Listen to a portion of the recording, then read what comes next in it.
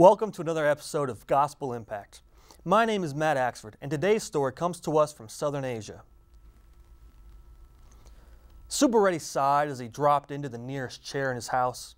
He tossed his leather satchel to one side and took a few deep breaths as he closed his eyes. He was exhausted from tilling his small farm. He had put in extra time working today because he knew he needed a big crop this year. The meager soil in that area wasn't turning up the crops that he needed to pay off his many debts. The bills seemed to be stacking up higher and higher while the crops were going downhill. It was a stressful time to be a farmer. Subbareddy was also stressed out because his family seemed to be splitting apart. Arguments were popping up all over the place.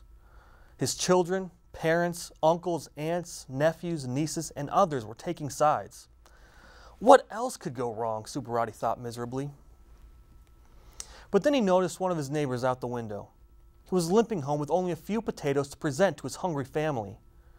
Even though life was tough, Subbareddy was glad he wasn't in that man's shoes. He was one of the untouchables, the people at the lowest rung of the caste system. They always seemed to be hovering on the edge of survival. But at the same time, he noticed that many of them were still full of peace. He surmised that they got this peace from worshiping an unusual God named Jesus. In Subbareddy's country, worshiping Jesus was considered a lower-class religion. Anyone in the community who wanted to retain his or her class privileges would never stoop to join in Christian worship. Some Christians would hide their worship by saying that Jesus really belonged to the Hindu god Dalit. But Subbareddy could tell that they were still outcasts. Following this new god would come at a price, but he still felt a strong desire to check out this new religion. For several years following this, Subbareddy began reading the Bible and worshiping Christ in secret. He still claimed allegiance to the Hindu gods of his community, but in the evening he would pray privately to the only God who could bring him real peace.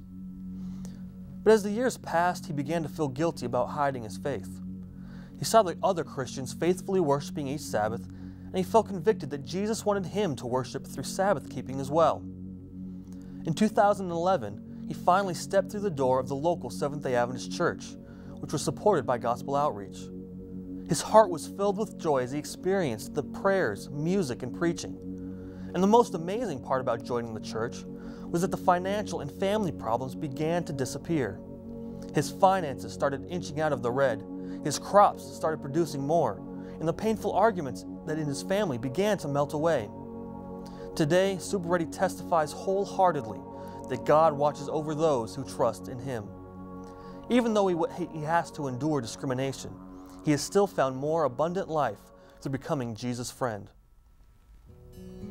To learn more about the wonderful work at Gospel Outreach, or to find out how you can support it, check out our website at www.goaim.org or give us a call at 509-525-2951. Thank you for joining us.